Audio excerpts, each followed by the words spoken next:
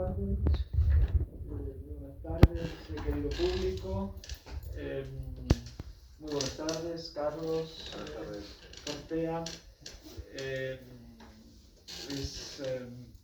Pienso yo, le recibo agradecer a Carlos Ortea su viaje aquí. A comenzar diciendo que en Astorga es natural, muy natural, hablar de la traducción por varios motivos. Y además añadir que en marcha internacional de este festival liberado, sí hay algunos escritores, hoy en el domingo habrá el argentino, el Jiménez de Harburg, pero la traducción es lo que internacionaliza la literatura.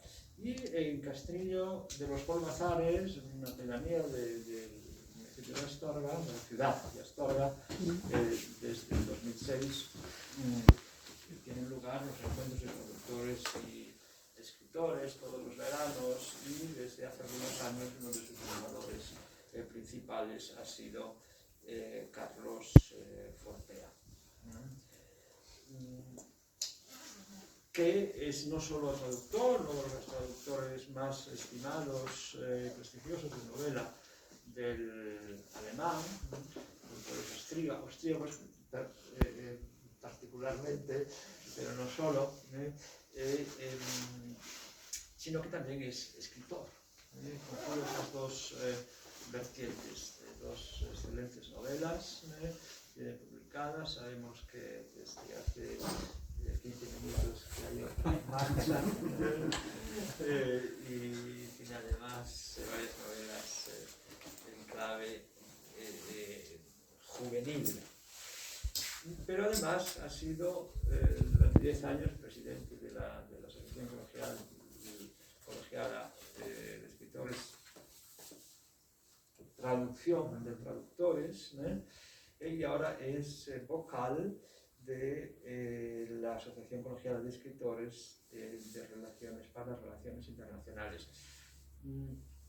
Yo le iba a preguntar a él su experiencia al frente de ACE desde el punto de vista qué desafíos tuvo él que afrontar como director de esta sociedad en beneficio de la actividad del traductor, qué desafíos lo podríamos hacer al alemán, los desafíos que tuvimos, a los que nos enfrentamos en Castrillo de los Polvazares durante esos encuentros, para pasar ya luego a algunos aspectos sistemáticos relativos a la dificultad de la tradición, porque esos son los desafíos que ha de afrontar el traductor, y luego también otros aspectos sobre posibles modelos de traducción, ¿no?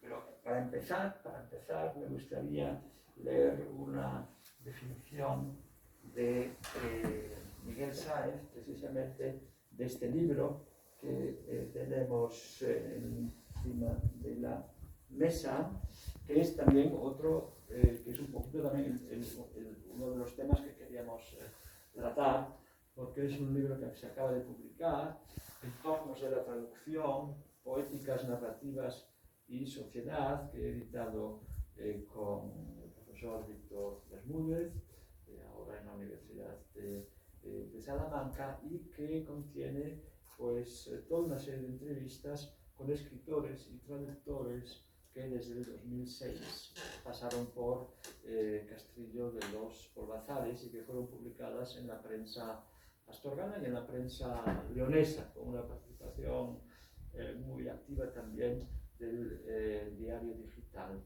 Astorga Redacción, dirigido por el escritor y poeta Eloy Rubio Carro, y también profesor, ¿verdad? La primera entrevista es con Miguel Sáenz, ¿no? Y tengo aquí una página que querría yo leerla, pero la voy a leer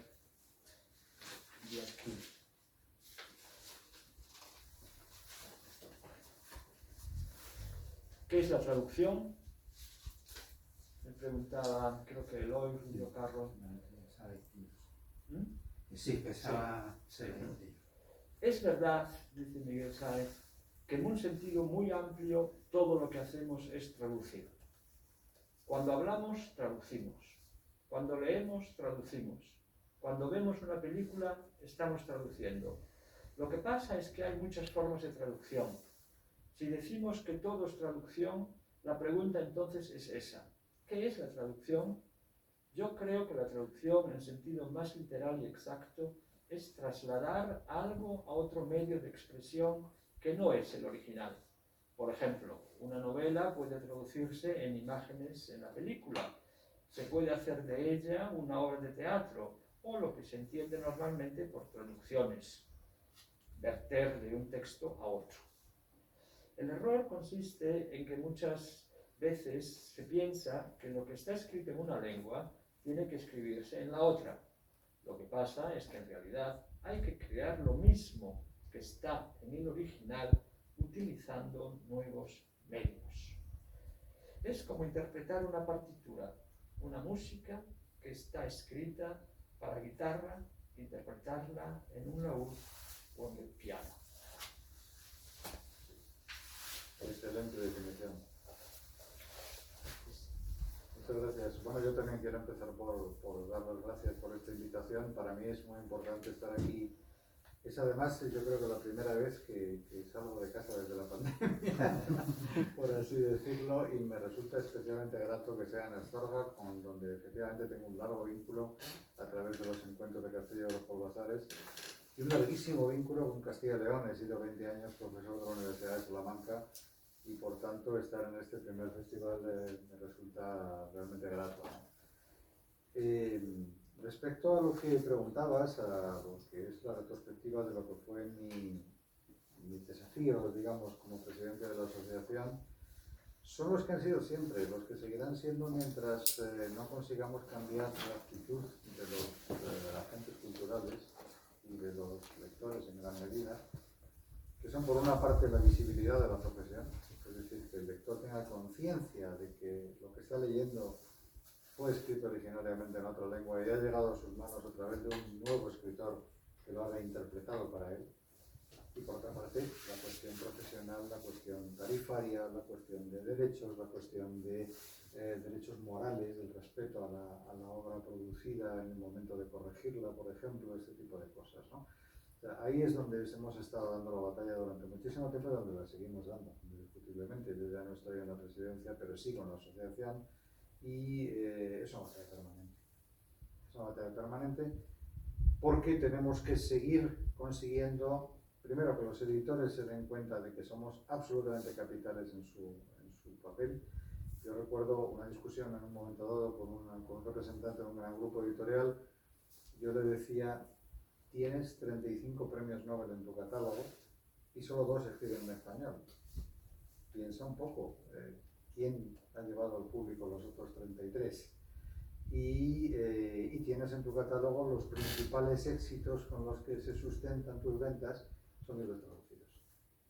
Pues eso es una reflexión que tenemos que seguir transmitiendo constantemente, ¿no? Es decir, aquí hay un papel fundamental. No solamente en el sentido hacia el español. Ahora, el año que viene, vamos a tener el honor de que España sea el país invitado a la Feria del Libro de Frankfurt, sin los traductores de todos los países que están llevando la literatura española allí, no somos nada. O sea, es evidente que si realmente tenemos una proyección internacional es gracias a esos colegas, ¿no? Porque la gente, como en su momento Elke Ver lanzó a Javier Marías con su trabajo, o como tantos otros, ¿no?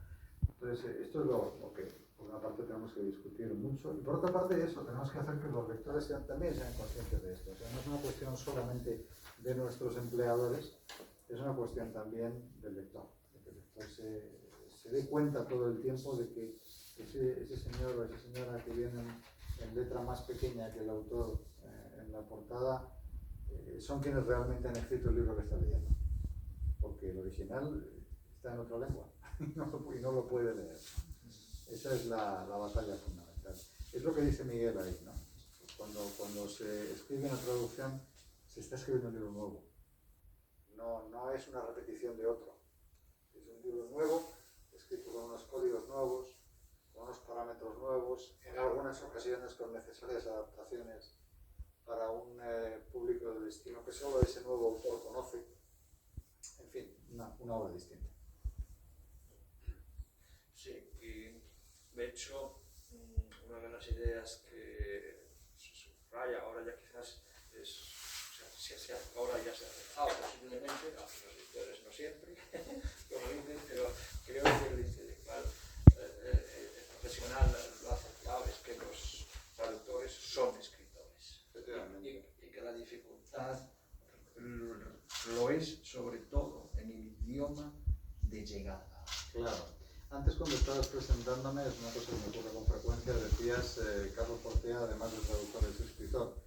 Y a mí no me gusta decirlo así. Yo siempre digo, además de traductor, es novelista.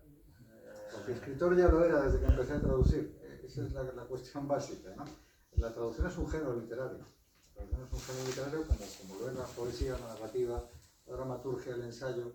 La traducción es un género precisamente porque el verdadero problema de la traducción está en castellano. El verdadero problema de la traducción está en lo que tú tienes que transmitir en tu lengua y cómo tienes que hacerlo además, y esto es un problema muy importante para mí, de tal manera que ese texto resultante sea tan castellano como para que el lector olvide por completo que hay un original detrás, ¿no? Es decir, que se incorpore a la lengua, que sea una obra autónoma, una obra que funciona dentro del sistema de llegada, ¿no? Yo creo que eso es muy importante y muy capital. Yo creo que ese es el verdadero misterio, ¿no? Lo otro sí, lo otro es conocer. Sin duda hay que conocer muy bien la cultura original, sin duda hay que conocer muy bien la lengua original, pero el verdadero trabajo del traductor empieza después. Es un lenguaje literario, claro, lo que tiene que crear, claro, o recrear el traductor. O inventar. Inventar porque a veces no está en su sistema. Tantas veces se ha dicho, el boom latinoamericano es hijo de Faulkner. Claro, pero leyeron a Faulkner traducido. No lo leyeron en inglés, lo leyeron traducido por personas que se enfrentaron a un autor que escribía de una manera radicalmente distinta. Tuvieron que inventar una forma de contarlo. Es decir, que vamos a escribir en castellano como nunca se ha escrito, porque es como este señor nos reclama que escribamos.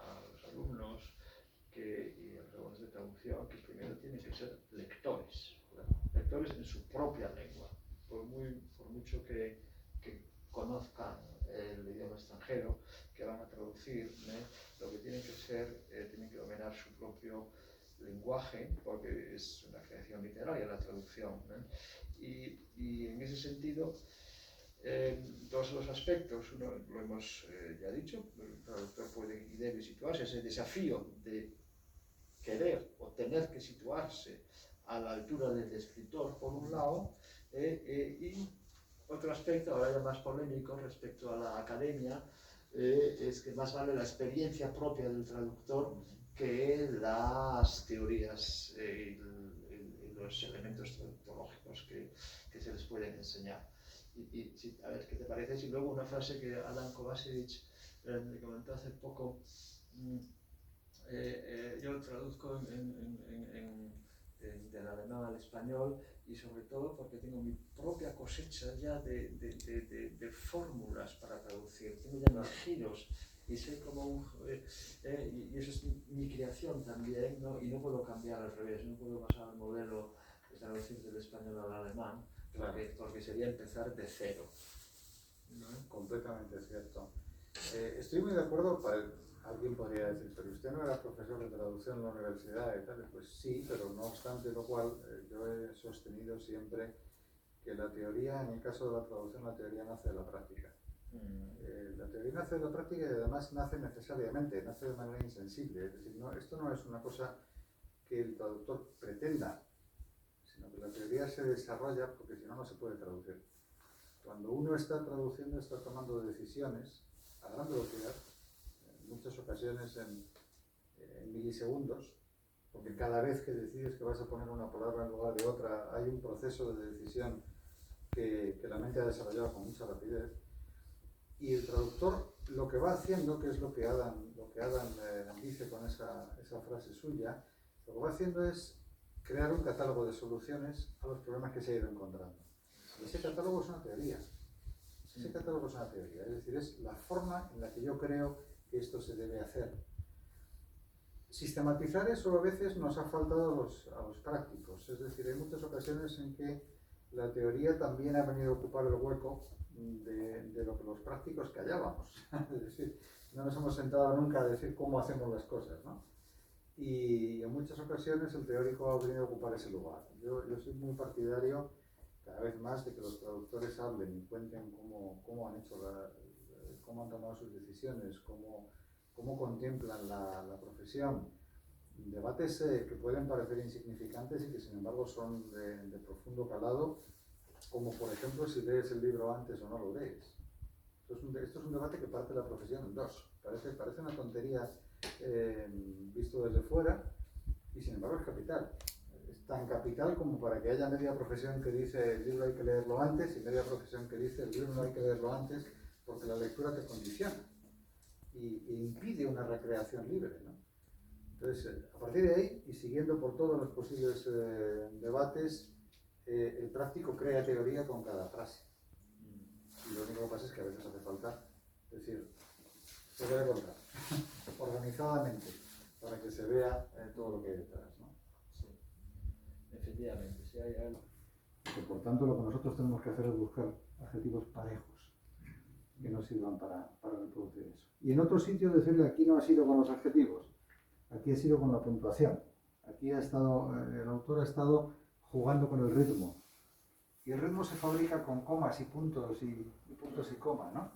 Entonces vamos a analizar cómo lo ha hecho para conseguir reproducirlo igualmente, para decir, bueno, ¿por qué esta frase es rápida y esta otra es lenta? ¿Por qué esta frase tiene una ondulación y esta otra en cambio es seca?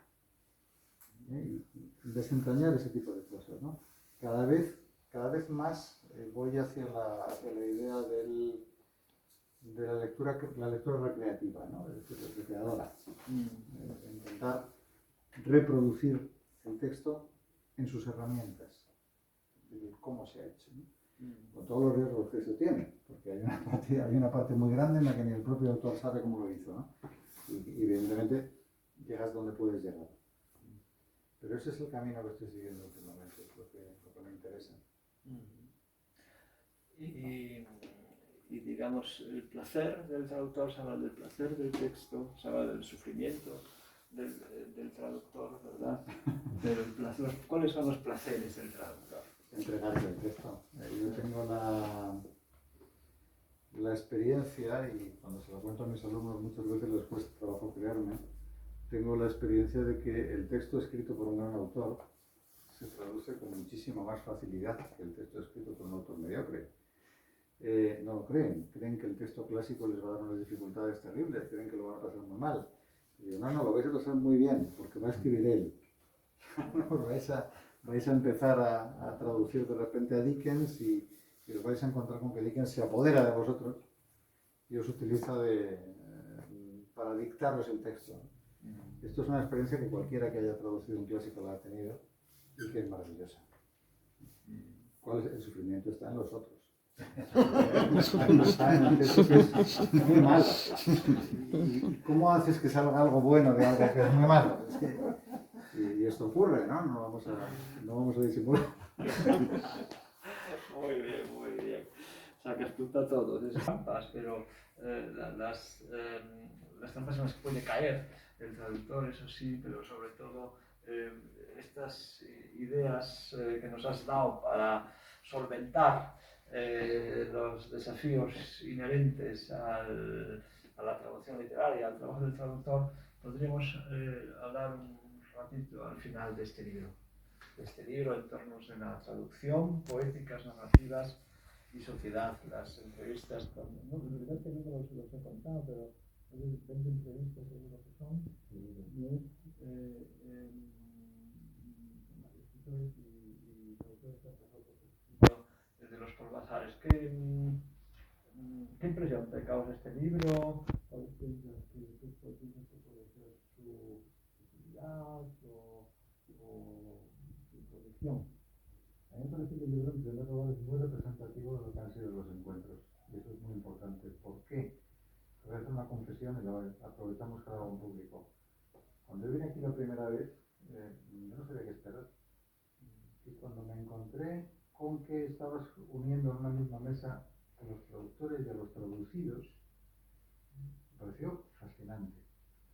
Yo creo que no lo he pasado nunca tan bien como viendo a John Rutherford preguntándole a Antonio Gamoneda por cuestiones de su libro de memorias que le estaban causando problemas de traducción enormes, y las preguntas de Rutherford y las respuestas de Gamoneda eran impresionantes las dos.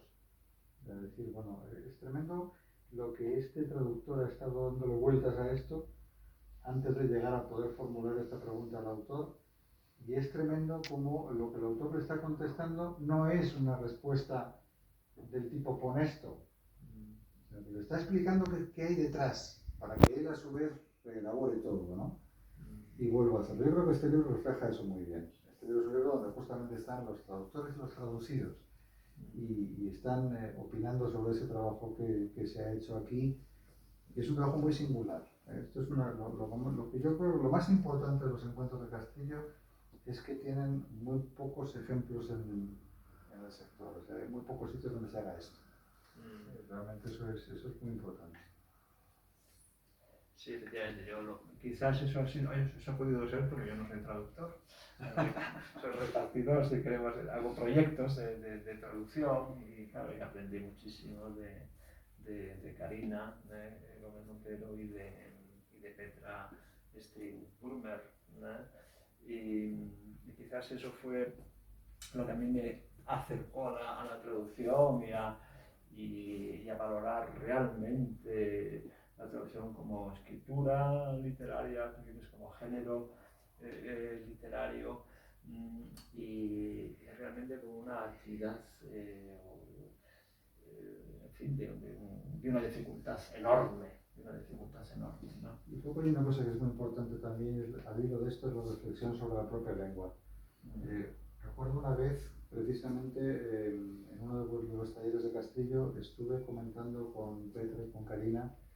Tenían una dificultad concreta con un texto de José María Marina, en aquel momento, y a mí me parecía muy fácil solucionarlo. Yo les estaba escuchando y decía, pero ¿por qué no decís tal cosa? Y decían, pues no se puede decir en alemán. Yo estaba traduciendo a la inversa y haciéndolo mal, pensando en cómo se podría decir aquello. Pero no, eso no se puede decir en alemán, eso no es viable. Y entonces recuerdo perfectamente que de aquella discusión yo me fui pensando que en castellano se pueden hacer cosas que no se pueden hacer en alemán. Es decir, pensando en la plasticidad de mi propia lengua, ¿no? Y reflexionando acerca de por qué el castellano permitía cosas que no permitía el alemán. Y a mí eso me parece que también es muy importante, ¿no? Me parece que también es una derivada de estos encuentros que es tremenda, ¿no? El encontrarse allí con las lenguas encima de la mesa, en pie de igualdad, y comparándose entre ellas, ¿no? Y dice, bueno, es que esto el inglés lo permite y el alemán no, y esto el español sí, así, ¿no? Ese tipo de cosas. Sí, pues muy bien, muy bien. Pues yo creo que si no se me han roto las gafas, podemos dar por terminado este coloquio, que ha sido fascinante. Agradecer a Alejandro Cuevas, como director de la librería El Progreso, a Olga, su mujer, como fiel en fin, acompañante, y que nos ha organizado, nos habéis organizado un acto maravilloso que esperamos continuar en la próxima edición del Festival Internacional en Lengua Española Literario, ¿no? De Castilla y León. Muchas gracias a todos, querido público, y nos seguimos viendo. El domingo continuamos con otras actividades del Festival Literario y allí quizás nos volvamos a ver. Muchas gracias.